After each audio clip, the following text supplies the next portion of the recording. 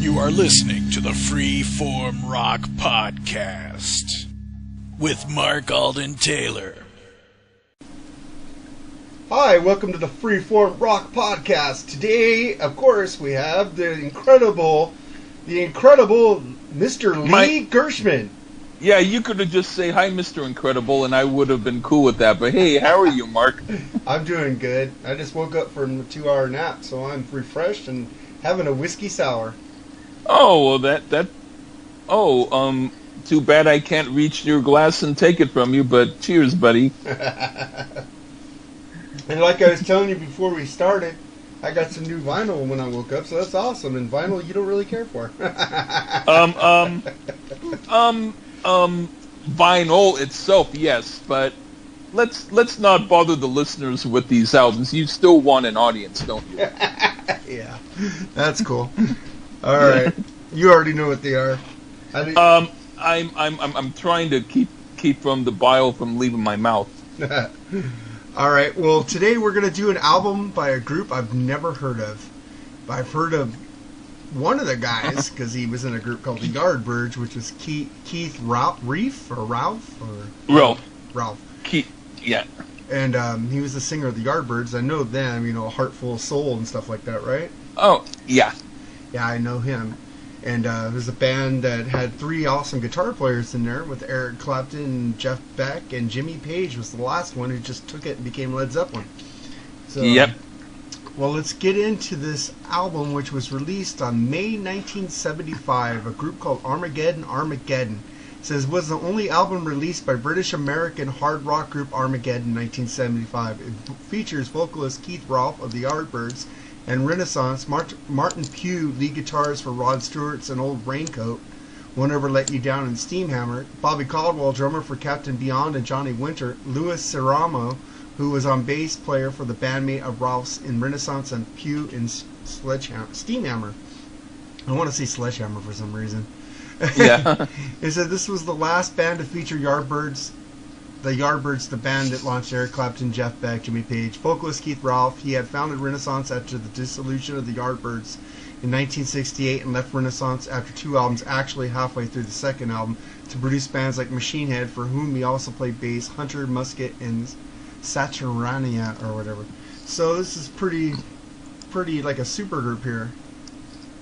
Yeah, it's like Martin Pugh, he was like, I think on like the first Rod Stewart album too, and I think maybe Louis Ceramo played a little bit on that, and so there's that connection. And Martin Pugh and Steamhammer, they were kind of like a little more jazz-oriented blues rock. They weren't quite as heavy, but there's one song on this album that when we get to it, I'll tell you that they took the idea from a song from Steamhammer, but on Steamhammer they only did it for like maybe 3 minutes, and in this song they just developed it totally. But and then so Bobby Caldwell, who's an awesome drummer, he was with like Johnny Winter and Captain Beyond, and he was really, really good. And and of course Keith Ralph, I'll say that, like for instance, people from the Yardbirds, like Eric Clapton went on to Cream, Jeff Beck went on to Jeff Beck Group, and Jimmy Page with Led Zeppelin. I would say that Keith Ralph went on to Armageddon, even though he was originally he first was in Renaissance, which was kind of like sort of folkish, and Louis Ceramo was in that too. And then after they did this album, I think that he left, or like they broke up, and then he was going to start something else again that was more folkish, but then he died from some sort of electrocution from his guitar. Some people said that he was in the bathtub playing his guitar. Other people said that's not what happened, but for whatever reason, his guitar was not properly grounded, so he died, and that's why. Well, that's not why they didn't do a second album, because the group already disbanded by that time, but that's why he didn't do any more music. That sounds painful. Huh? That sounds painful. Yeah. Oh, yeah. And I found out about the album because, well, there was a hairstylist that we went to in Marin County. The place is called Amazing, and the guy Amazing Stevie Watkins, he was a guitar player. A lot of those guys were guitar players, and like I went to get my hairstyle by them, and once a year they had a party, and like they would all jam, and the customers from the shop could come, and they had beer, and I brought my tape recorder and I recorded their gigs. I don't have them now anymore, damn it. This is back in the late 70s. It would have been cool, but anyway, I was in Goodwill, and I was just riding my bike there, and I saw Armageddon, and I didn't know what it was, and then I went to get my hair cut again, and I said, oh, by the way, you know the album Armageddon? He went, yeah. And I went, I happened to see a copy in Goodwill. Do you think it's worth it? He went, get it. He went, it's out of print, you know, it's the guys, like, from the Yardbirds, it's like, that's a collector's item. Damn it, rush right over there and get it. So I did.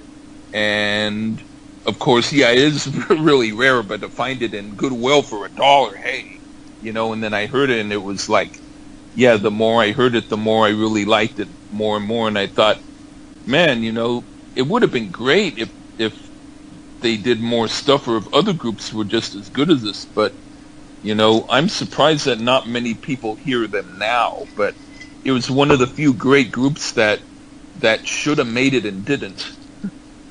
Yeah, the guy died a year later in the bathtub. It's like, dang. Yeah. That's pretty sad. That's why you'll never have, like, a reunion of the Yardbirds. I guess because the singer's dead. Yeah. And, of course, well, just say this quickly, some of the guys in the Yardbirds don't get along with some of the other guys, so they might have one guy, like the bassist, do, like, the Yardbirds, you know, because everybody else is busy suing each other that they forget that he's doing something against their back, too. That's so how that shit works. Yeah, that's pretty weird, man. Getting electrocuted in a bathtub. Yeah, with like I mean, if he didn't have any water in it, then that's one thing. But I heard he was taking a bath in it, and he was playing his guitar and electric guitar in the bathtub. I mean, who would do it? God, why didn't he just bring an acoustic guitar in the bathtub? You know, it's not plugged in. Or better yet, why didn't he just not bring anything in there and just wash quick and dry off and then play? You know? Damn. Yeah, this CD was re-released in 2001. Did you know that? I didn't. I had it on vinyl. It says Repertoire Records CD reissue of the album in 2001. Oh wow, that might be worth getting, because they might have remastered the sound to make it even better. I have no idea. Sometimes remasters suck, and sometimes they're good. Yeah. You got you got the Megadeth remasters, which are terrible. Oh. And then you got the new Metallica remasters from Kill 'Em All, Ride the Lightning, and I just got Master of Puppets, which are really clean, and the drums are punched up, but it's not brick-walled, and it doesn't distort when I jam it on 60. Wow. Yeah. I'll just say really, really quickly that when it comes to like remastering, one song by Aerosmith called "Draw the Line," it has like this mono compressed sound that I loved it when I heard it on album, but then when I heard it on CD, it was like, this sounds like I recorded it on my old Panasonic with one little tiny thumbtack as a speaker from 1971. This is really horrible mix. But then they went and they did a stereo mix, and it sounded like half of the band didn't even show up, and then Joey Kramer's just like beating a Lincoln log can with a drumstick. It sounds strange. It sounds like I could have done even better when I was 4, you know? Dang. But But yeah, so remixes are, it's really weird. It would be like if Aerosmith had you do your ka-ching, ka-ching, like you do with your voice, and that was and that would have been a better drum beat. And Joey Kramer's a great drummer, so that was terrible remaster then. Yeah, it was like sound like this, like that, all the way through, like popping his gums when he has metal braces. I don't know what the hell it was. Dang. Yeah. All right. Well, let's get into this record. Armageddon. It got 4.5 stars from Alt Music. So out of 5, that's pretty damn good. Oh yeah. And it says the self-titled album was well received by critics and fans. The band did not go do concerts to support it. Consequently, sales suffered. Yeah. And Rolf returned to England due to poor health shortly after the album was released. He died shortly after returning to England. He was electrocuted while playing guitar. Sorry for laughing at that. That's the stupidest thing I've ever heard in my life. You know, playing an electric guitar and water. Yeah. Yeah. He says he did record one more song, All the Falling Angels, which included on an album by Illusion called Enchanted Caress. Did you know that? I knew that was probably the group that he was starting to do again. But then and then they did and then they changed their name, I think, to Illusion when he died, but they dedicated it to him. Yeah, it's pretty cool. And so let's get into this record. You get into the first track, which is 8 minutes and 16 seconds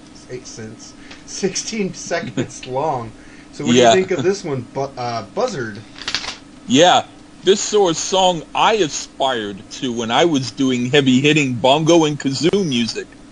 It's just pumping and driving, the sort of thing my brother would listen to before he stormed his way in a bar and punched everyone on the nose, drained his glass, wiped his hands, and listened to more.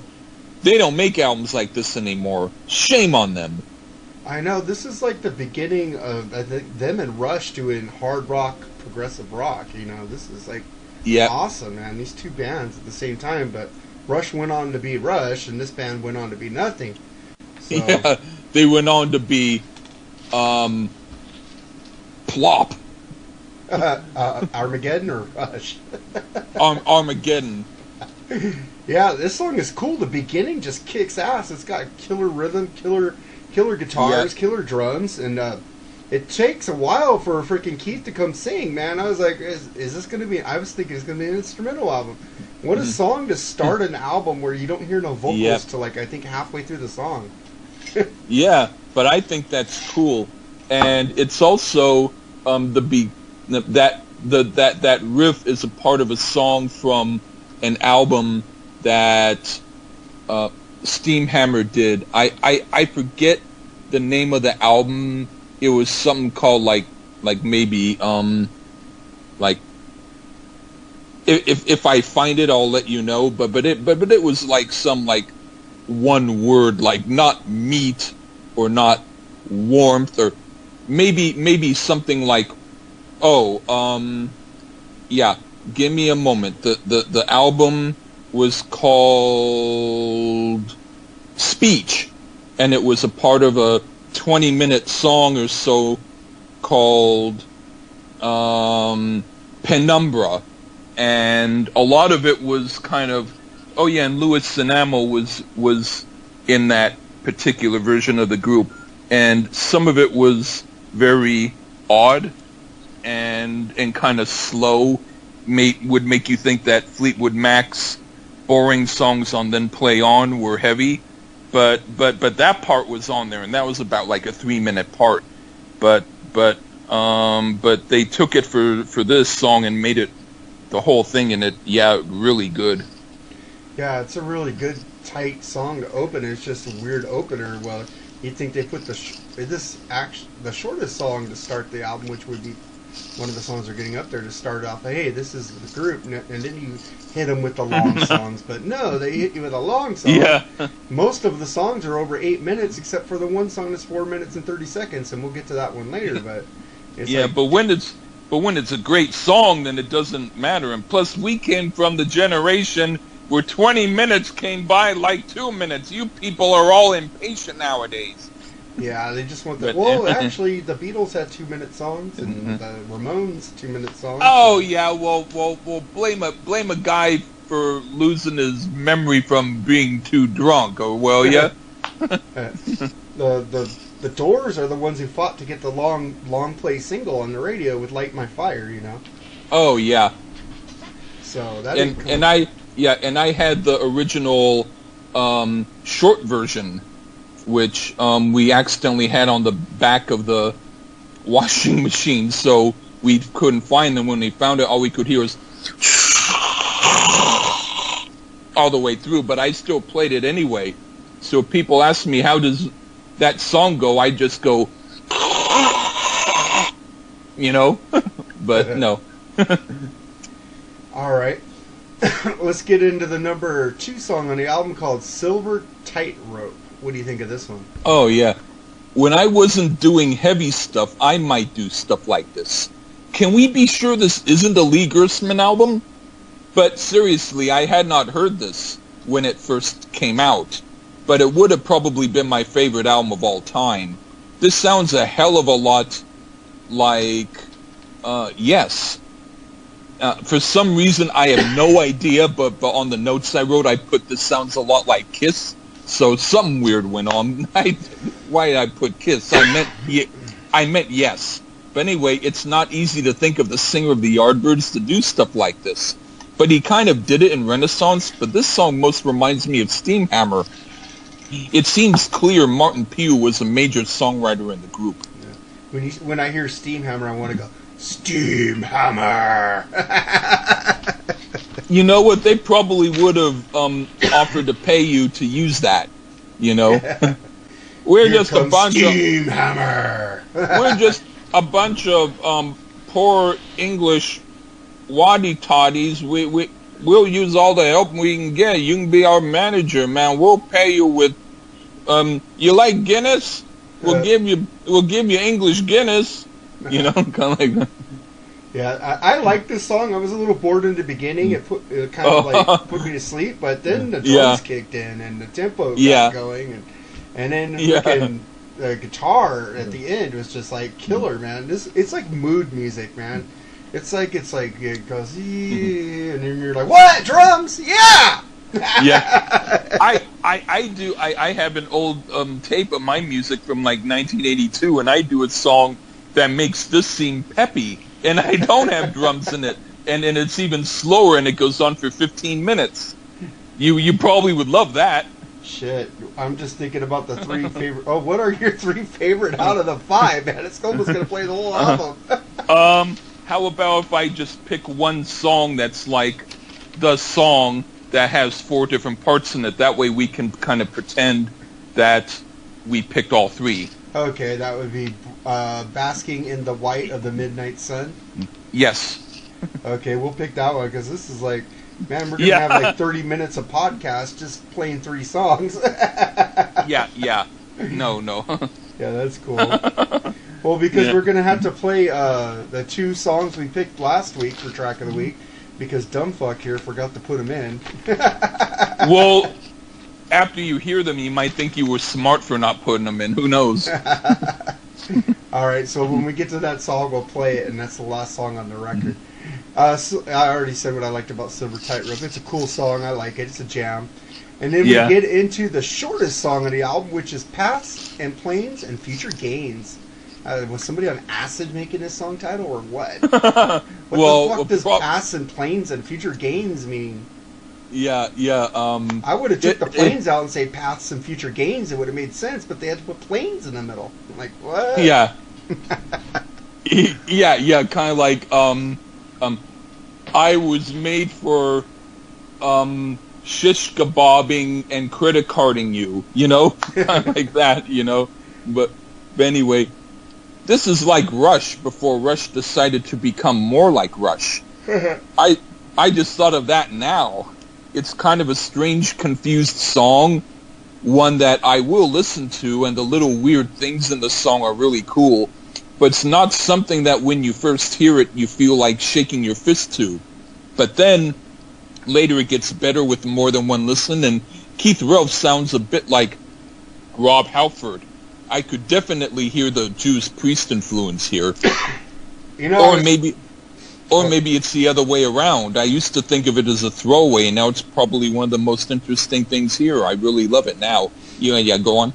Well, I was thinking that you should have, when you paid for the Rock and Metal Combat podcast, instead of that terrible album you gave me, you should have gave them this album and turned them on to something. I don't know if they know this, but I think this would have been up Ian and Ralph's alley here.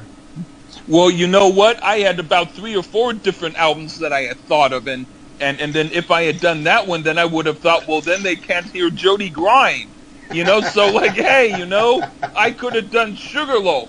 I could have picked Blue Moods of Spain, give them something really to bitch about, I think Sugarloaf would have pissed him off. Did it piss you off, or were you lying when you said you loved it? I thought it was good. I thought it was cool. It was a change of pace. Okay, I'm just being a bitch. Well, stop it. Get your tampon. All right. Okay, thank you. Hey, thank you. That feels better. Whew. Hey, I forgot the joke now. Dang it. You know how to put out a Kotex fire? Yeah, but tell me. You tampon it. Oh, I never knew that. That's cool. Yeah, it's a stupid joke. No, I like it. All right, then Planes Train. I said it's rocking from the beginning. It kicks ass, and the guitarist is so good, and the drummer. And this band's really tight, man. I enjoy this band, and too bad they aren't making music anymore. The other guys who are still alive, because they were really tight together. Yeah, in fact, I could, I can imagine that they could do some stuff. Yeah, it's pretty tight. I like this song. They should have started the album with this song and go, okay, here's 4 minutes. Now we'll hit you with the 8-minute songs and the 11-minute songs. Here we go. I might try to make a mix and start that first just to see how it works. Yeah, I would have put the shorter song in there and say, hey fans, check this out. Now we're gonna hit you with the long shit. They just did a rush from the beginning.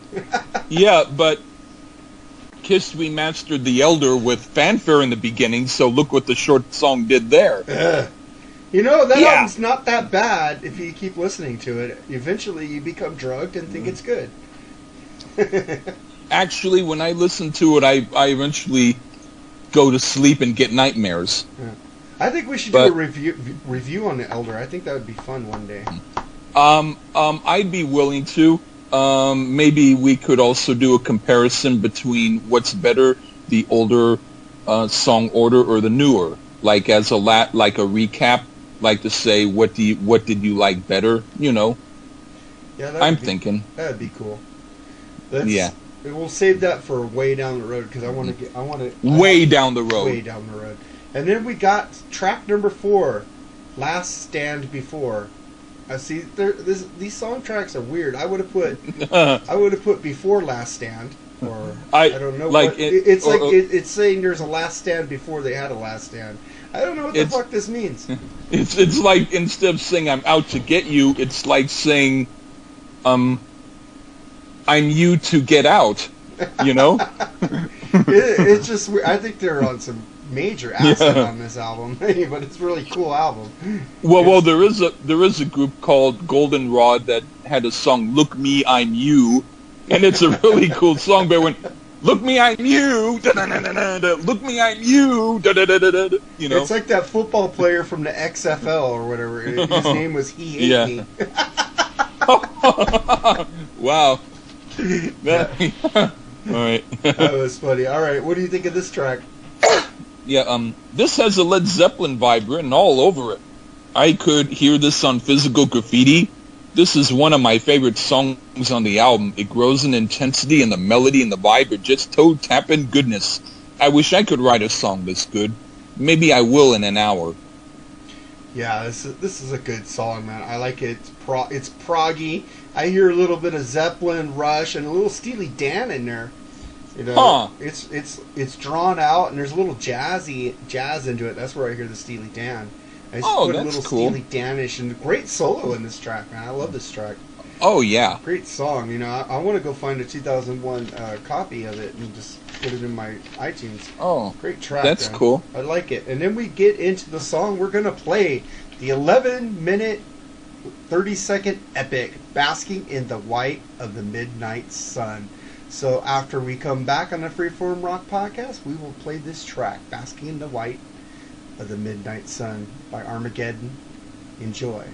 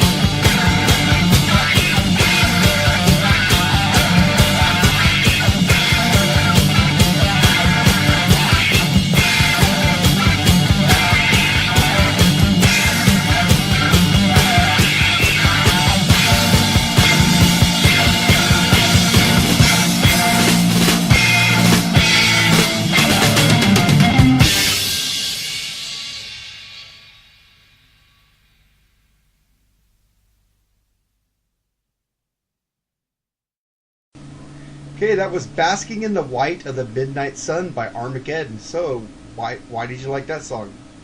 Well, it's like a really, really good, heavy, like, jamming kind of thing, like when you're at a party and you want to tell people, turn off that Bon Jovi shit, get into real good stuff, and then blare this. But I have notes to all 4 different parts. I didn't because I couldn't tell. You just sent me like a blob. All right, well then I'll just tell you what I wrote and then tell you the title. So it'll be a longer note, but you'll get all I tell you. The first part, "Warning Coming," sounded like it could have been off of Rush's "A Farewell to Kings," and as an introduction, it's okay, not great. But then it gets into "Basking in the White of the Midnight Sun." When "Warning Coming" was the part that goes down, down, down, down for a couple of minutes, and then "Basking in the White" is like dun dun dun dun dun dun dun dun dun dun dun dun dun dun, and that's best thing on here, bar none. This is what I want people to think of when they hear my music. I wrote songs like this when I was 8 years old, but only I knew it because I had bongos and kazoos. But yes, this sounds like one of my songs called the Shamrock Song that I wrote back then. Mine was faster, but you get the idea. Great stuff, my song. And great stuff, this song. And then Brother Ego is the part that goes da-da, da-da, da-da-da-da-da, da-da, da-da. And that's the closest thing to traditional heavy metal here. This sounds kind of like a slowed down Hawkwind without the sound effects. Not my very favorite, but it's okay, and the guitar solo is killer. And then the last part is the reprise of "Basking in the Night in the Midnight Sun," like dun dun dun dun dun dun dun dun dun. It's like the mayhem comes back in full swing, crashing down your door and bringing you a great time. Perfect ending to a great rocking album. And my overall thing is, I think it would have been better as 4 individual songs, but as a whole thing, it is fun to hear. Yeah, it's pretty cool. It reminds me of 2112, where it has all those parts in it. Or it's a lot of it's prog rock at its best, man. I love prog hard rock, and this reminds me of Rush, Queensryche, stuff like that, man. Yeah, it's not as hard as Queensryche and not as hard as Rush, but it's right there. It's right there in traditional heavy metal, which is awesome. Traditional heavy metal is the best, Yep, traditional stuff like Armageddon is the best. Yeah, it's really cool. You guys should go check out this record, man. If you can get it, I'm going to look for links and see if it's on Amazon and put it in the show notes. But I remember Thijs van Leer from Focus, when they told him that his group was Prog, he went, "Oh, what's Prog? There's no such thing as Prog. We were art rock. Space rock, maybe. Maybe Zappa was Prog, but he ain't around now." And I agree with them. We never called it Prog because we just called it fancy rock, or that group that did a lot of things in their music. That's what we said. Yeah. Yeah. But you're younger than me, so you can use that term and feel proud of it.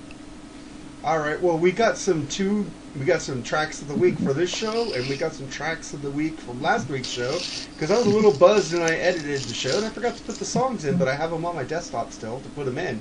Wow. It was Pace, Ashton, Lord, Ghost Story, and then we had Europe, Walk the Earth.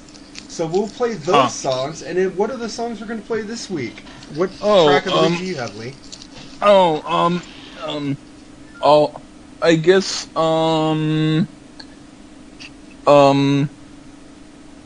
I guess I'll say, well,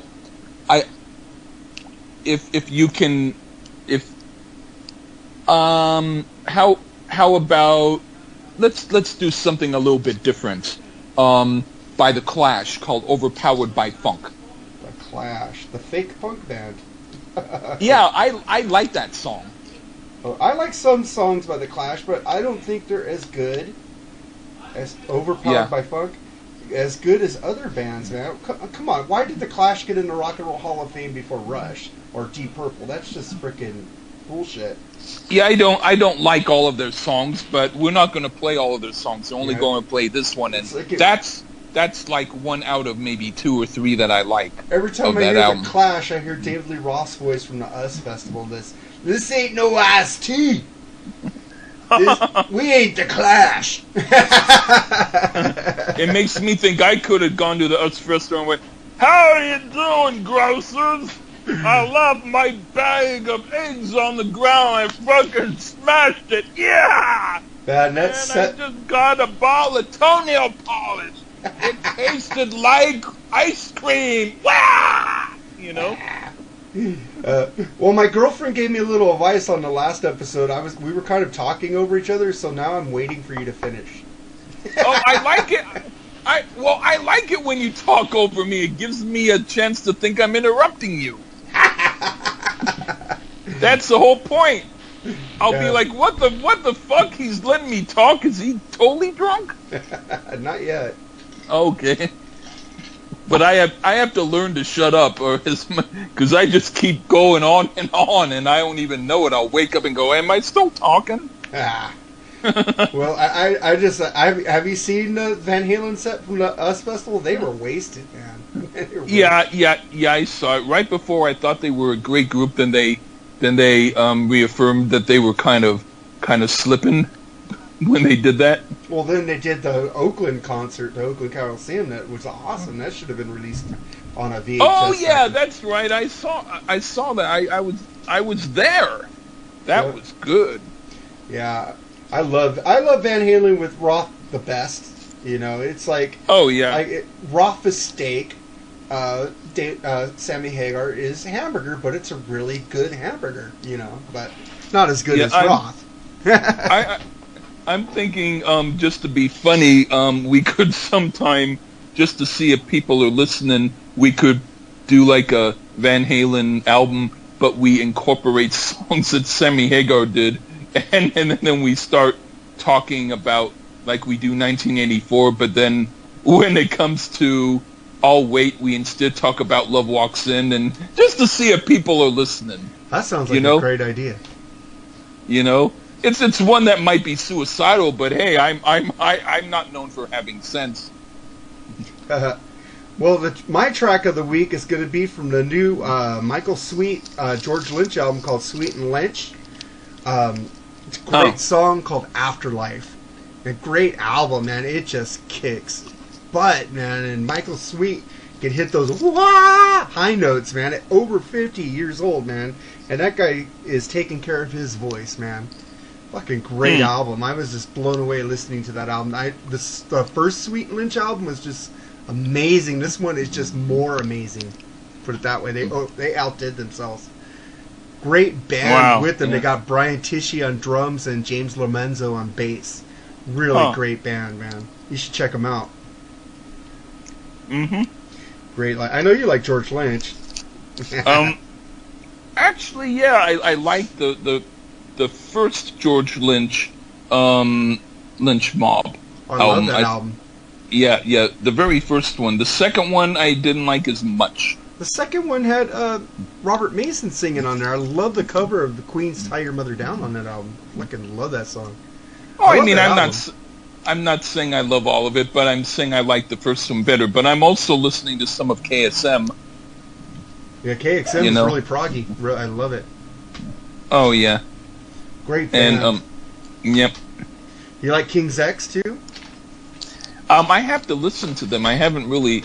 I've always heard of them, and I always keep forgetting to hear them. They got song titles that remind me of Lee Gerstmann. You know, Gretchen goes to Nebraska. Except you would call it Gretchen with her shirt tucked in goes to Nebraska. You know. Yeah, I would, and then I would try and find someone named Gretchen and tweet her and tell her I wrote the song about her, and can she please send me her picture? Yeah. Last time that happened, they all 80 of them have blocked me. But oh well. Well, they think you're Harvey Weinstein now. You know, you got to watch. Yeah, but yeah. Harvey, you're going. If you want to get on this album, you need to tuck your shirt on. You're not touching them.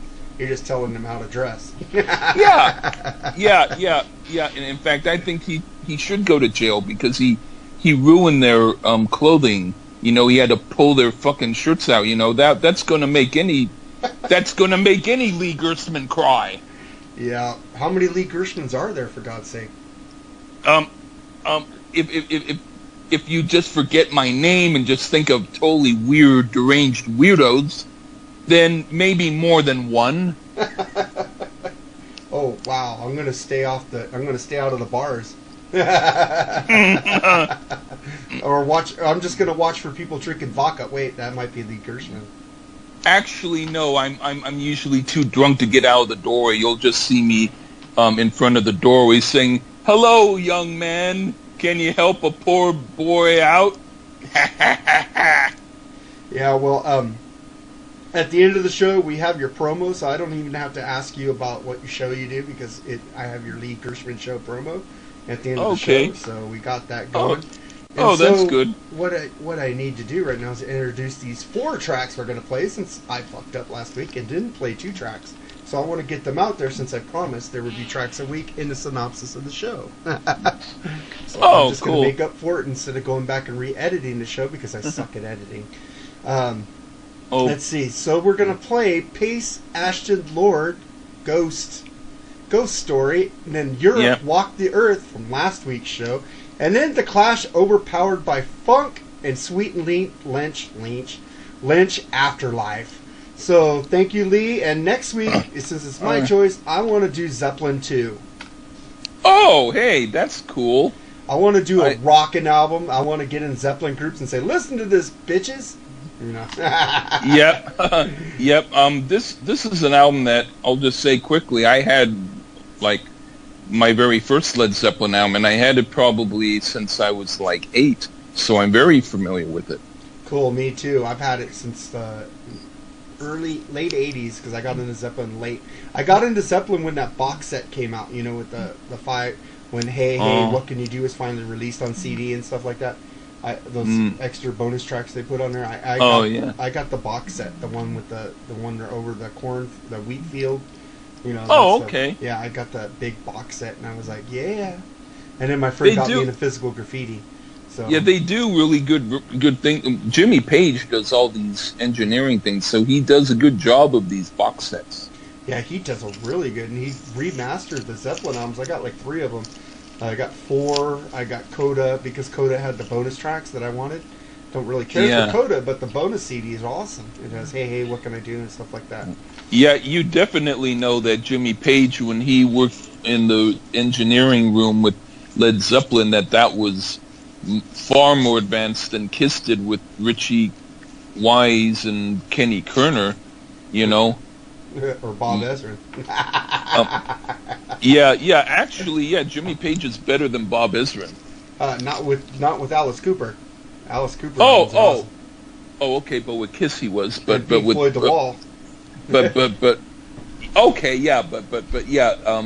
Alice Cooper, they were really. In fact, I'm almost thinking, not that I want too many people to discover that I said this, but I'm starting to think Alice Cooper as a group was better than Kiss.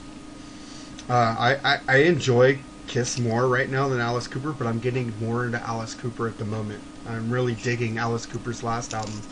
Really cool, man. I like it. And the Alice Cooper band is like freaking awesome. The original band, really cool. Steven and all those tracks they did. Yep. Man, Welcome to My Nightmare is a genius album. Welcome to My Nightmare 2, not so much. But Welcome to My Nightmare is awesome. If you hear Pretty's For You, the first album, the first time you hear it sounds like you're in the shower and you hear some weird feedback sound and you don't know what it is, and then when you go out to look at it, it's gone, and that's the first song, and it just continues like that. It's a really weird album. It sounds more like the feedback that got caught in a cup, and when you let it out, it just flies away. It's really weird album. Nice. And so next week Led Zeppelin 2, and we still got to do your podcast. I still have my notes for that one. Oh yeah. So we could probably do that maybe next Sunday. And okay. Do mine on Monday. Oh, that's cool. Yeah, because I got all those different CDs and I heard some of them, but I've been so lazy as far as really writing notes or something, so I'm going to have to do that. I already have my notes for the Courtney album. Oh, okay, cool. I've been ready for a while. Yeah. So let's get into the tracks of the week and the last week's tracks of the week. Last week's tracks of the week: Peace, Ashton, Lord, Ghost Story; Europe, Walk the Earth; and then The Clash, Overpowered by Funk; it's Sweet and Lynch, Afterlife on the Freeform Rock Podcast. Until next week, Lee, adieu. Okay, a doobie-doobie-doo. Take care. All right, man. Take it sleazy. Bye. All right, bye.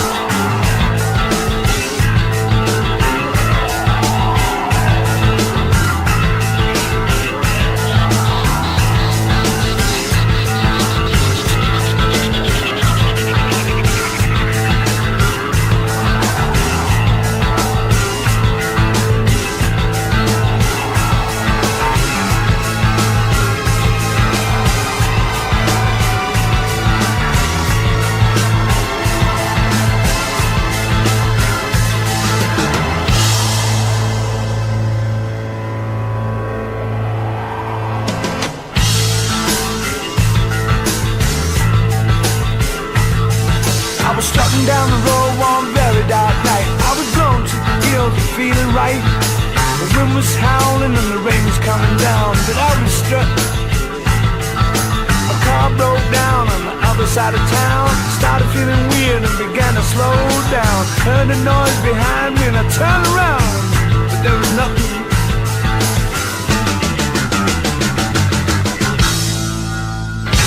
Absolutely nothing. I know I'm not a man with a superstitious mind, but on the other hand, I'm not the brave kind. I wanna tell you now, I really get a fright. Some things can't go dump in the night. Can you believe it? Conceive it? I thought I dreamed it. Can you believe it?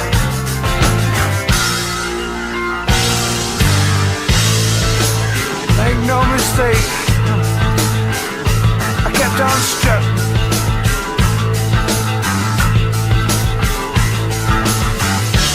Take me home, mama, take me home. Don't leave me here, mama, all alone. Hey, mama, come and save me from my head. I just wanna be back home, sit in bed.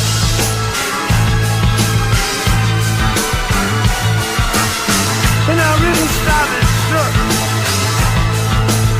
I mean, I was really moving.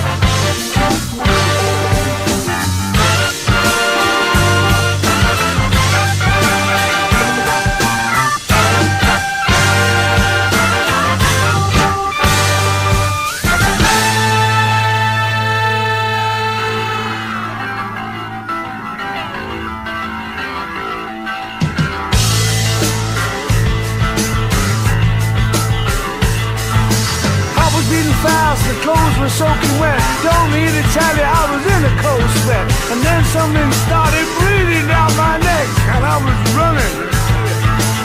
Can you believe it? Conceive it? I thought I dreamed it. Can you believe it? I just kept on running. Take me home, mama, take me home. Don't leave me here, mama, all alone. Hey mama, come and save me from my head. I just wanna be back home and save him there, please.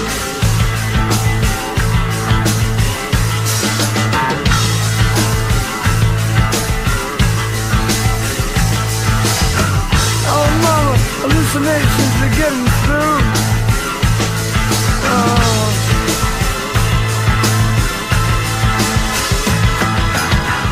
Oh mama, can I rely on you? Oh mama,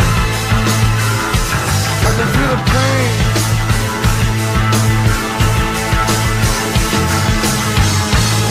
Right down in the middle of my brain.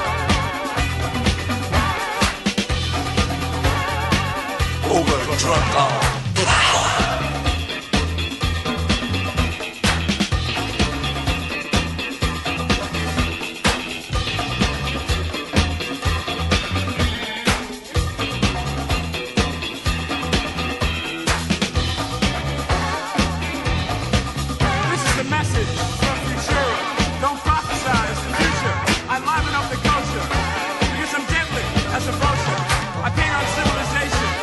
I have this realization.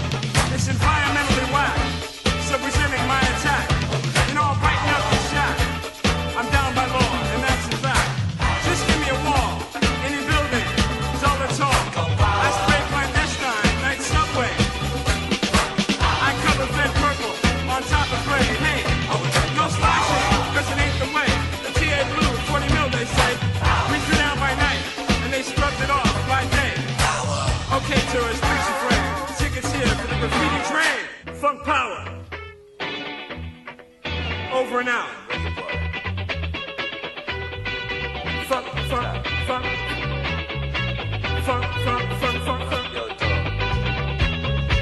Funk, funk, funk, funk. Funk, funk, funk.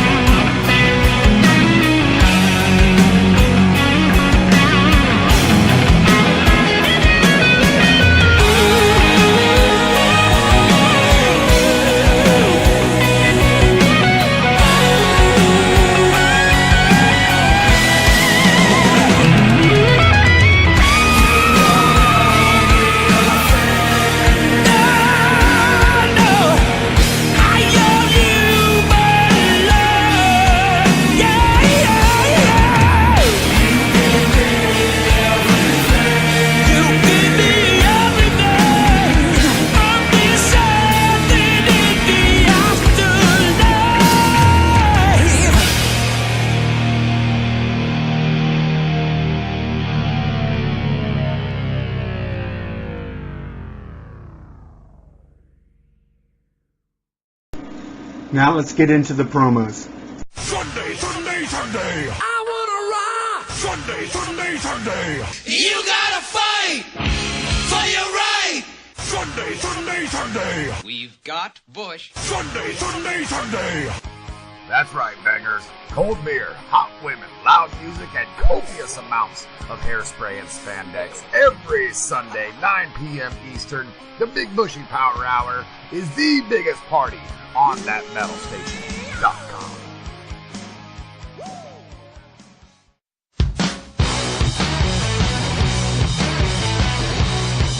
Earpillar, the podcasting and interview news site. To keep up with your favorite bands or artists and the podcasts or interviews where they appear, go to earpillar.com to find out what we're all about.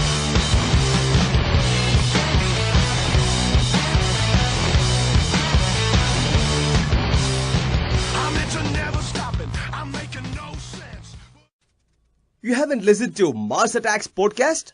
What are you waiting for, man? Host Victor Ambrose brings you all types of hard rock and metal-based podcasts.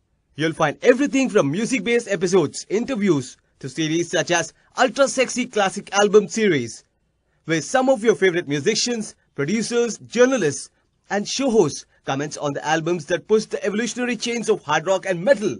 Get with it and go to MarsAttacksRadio.com to find out more. Punch it, get blasted!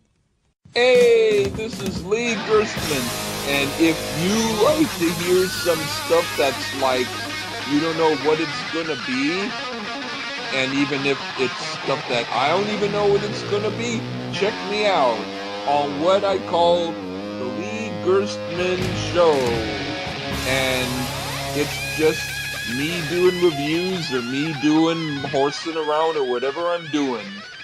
Check it out, please. You have just listened to the Freeform Rock Podcast. All music played on the Freeform Rock Podcast belongs to its owner.